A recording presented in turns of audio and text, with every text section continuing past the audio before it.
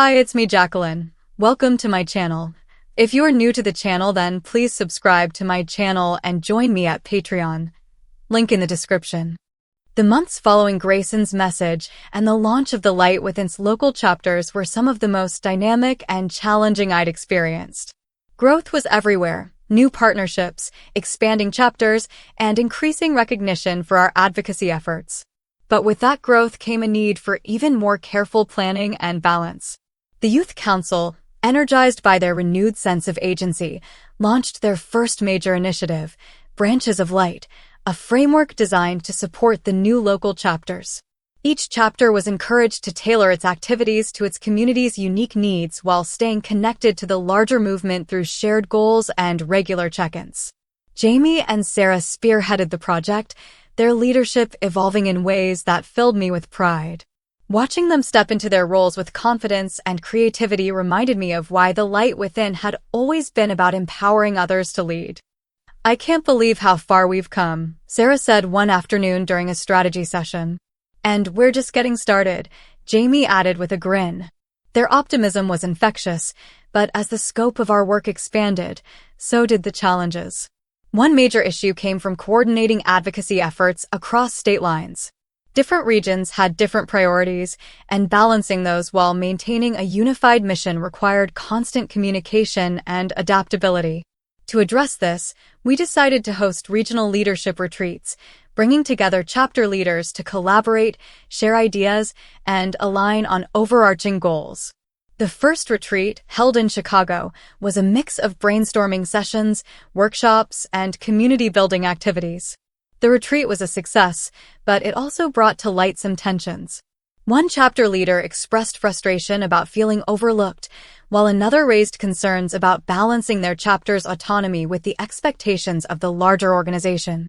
Hearing these concerns, I realized that while we'd focused so much on expanding, we needed to double down on maintaining the sense of connection and belonging that had always been at the heart of the Light Within. "I think we need to refocus on the why," I said during a leadership meeting after the retreat. "Why we started this, why it matters, and how we can ensure everyone feels seen and heard." The advisory board agreed, and we decided to host a series of virtual town halls where members from all levels of the organization could share their thoughts and ideas. These town halls became a turning point, fostering open dialogue and reinforcing the collaborative spirit that had defined us from the beginning. Amid all this, my personal life took an unexpected turn. One afternoon, Richard pulled me aside during a youth council meeting. "Can we talk?" he asked, his tone uncharacteristically serious. "Of course," I said, following him to a quieter corner of the office. "I've been thinking a lot about us," he began, his words measured. "About everything we've been through and everything you've accomplished. And I wanted to say how proud I am of you." His sincerity caught me off guard, and for a moment I didn't know how to respond. "Thank you," I said finally, my voice soft. And he continued, hesitating for just a moment. "I was wondering if maybe you'd want to go out sometime. Like a real date." His words hung in the air, and I felt a rush of emotions, surprise, gratitude, and something warmer I couldn't quite name. "I'd like that," I said, smiling. The conversation was a reminder that amid all the work and challenges, there was space for joy and connection. As the months rolled on, the Light Within continued to grow, but more importantly, it evolved. The regional chapters became hubs of innovation, each one contributing to the larger movement in unique and meaningful ways. The advocacy team made strides in pushing for inclusive policies at both state and national levels, and the Youth Council's initiatives became models for grassroots organizing. One evening, as I reflected on everything we'd built, I received an email from Grayson. This time, it wasn't an apology, it was a request. "Lexi, I've been working on a piece about redemption and accountability, and I'd like to include your perspective. If you're willing, I'd appreciate the chance to speak with you." The request gave me pause. Part of me wanted to decline, to let the door we'd closed stay shut. But another part of me saw an opportunity, not for reconciliation, but for growth. After discussing it with Shirley and Stephen, I decided to agree to the interview under strict conditions. Grayson and I met in a neutral setting, and while the conversation was tense at times, it was also surprisingly honest. By the end, I felt a sense of closure I hadn't expected. Grayson wasn't the person he'd been when our paths first crossed, and while I couldn't forget the pain he'd caused, I could acknowledge his effort to make amends. The article, when it was published, painted a nuanced picture of redemption, resilience, and the power of choosing a better path.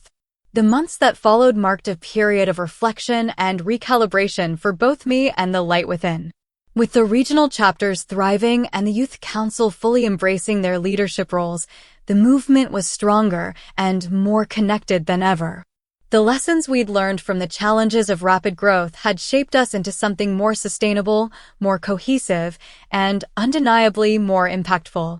But even as we moved forward, the work never seemed to slow. The advocacy team had just secured a major victory, a state legislature passing a groundbreaking mental health initiative for schools that included resources for LGBTQ+ students. The news brought celebration and relief, but it also reignited conversations about the next steps. "We're doing amazing things," Jamie said during a leadership meeting, their excitement palpable. "But how do we keep this momentum going?" Sarah nodded. "We've always been about empowering individuals and communities. Maybe it's time to scale that even further." Their suggestion sparked an idea that had been quietly forming in the back of my mind for months, an international expansion of the light within. The thought was both exhilarating and daunting. Expanding globally would mean navigating new cultural landscapes, legal frameworks, and community dynamics. It wasn't something we could take lightly. During an advisory board meeting, Shirley voiced what I was feeling. "If we're going to do this, we need to do it right," she said. "That means research, partnerships, and listening to the communities we want to serve." The team began laying the groundwork, reaching out to organizations and activists in other countries to understand their needs and explore potential collaborations. One of our first connections came from a grassroots group in Canada that had been inspired by the light within and wanted to establish a local chapter.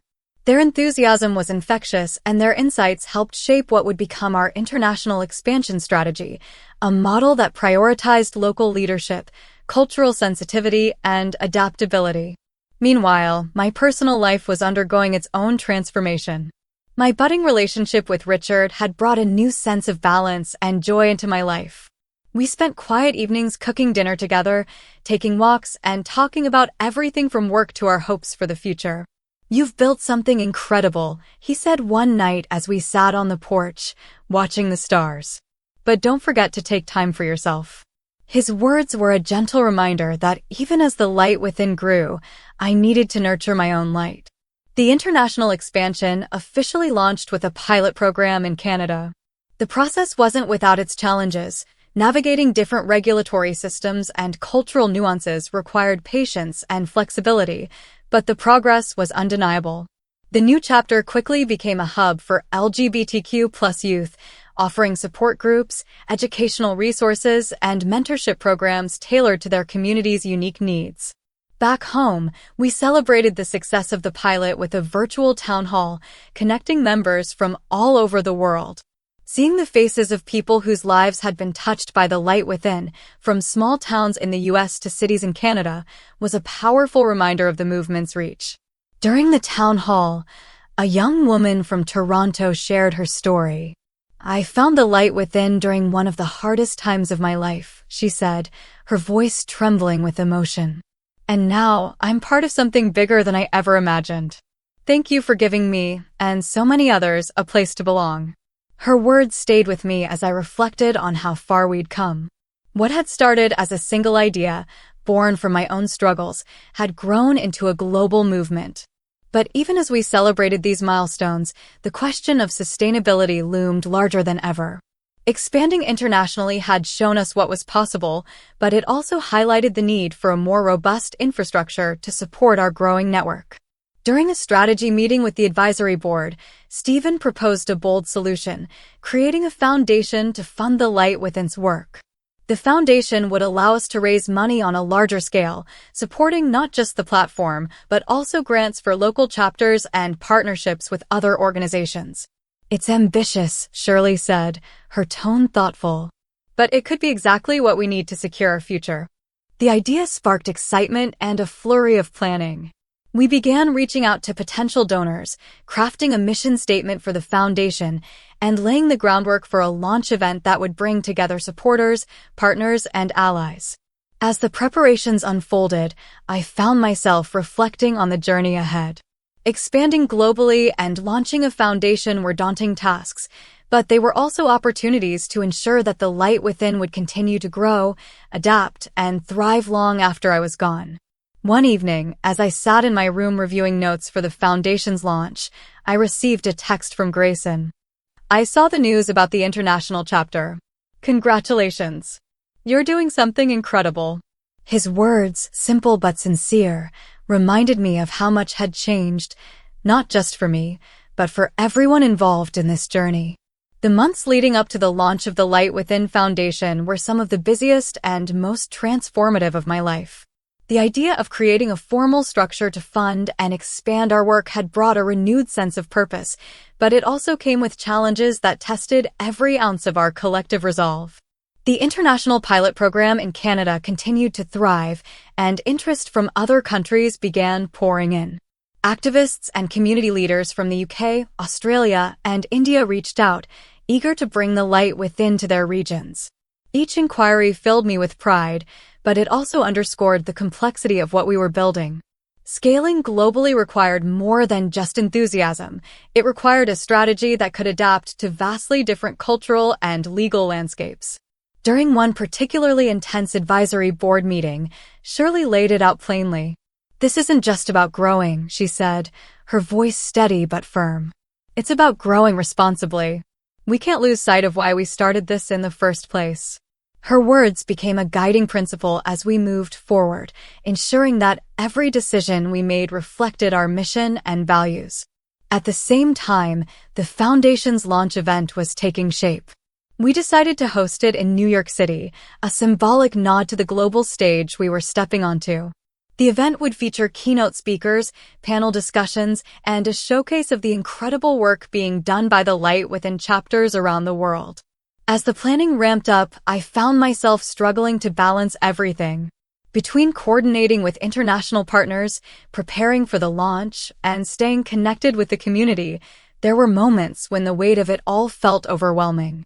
One evening, as I sat at my desk poring over notes for the event, Richard appeared with a cup of tea and a knowing look. "You're doing it again," he said, setting the cup down beside me. "Doing what?" I asked, though I already knew the answer. "Trying to carry everything by yourself," he said gently. "You've built an incredible team, Lexi. Let them help you." His words stayed with me, and the next day I took his advice, delegating more responsibilities to the advisory board and youth council. It wasn't easy letting go of control, but it was the right decision. The day of the foundation's launch arrived with the kind of electric energy that only New York could provide. The venue was breathtaking, a grand hall adorned with banners bearing the Light Within's emblem, a sunburst surrounded by interconnected hands. Please subscribe for the next part and visit my Patreon page for early access.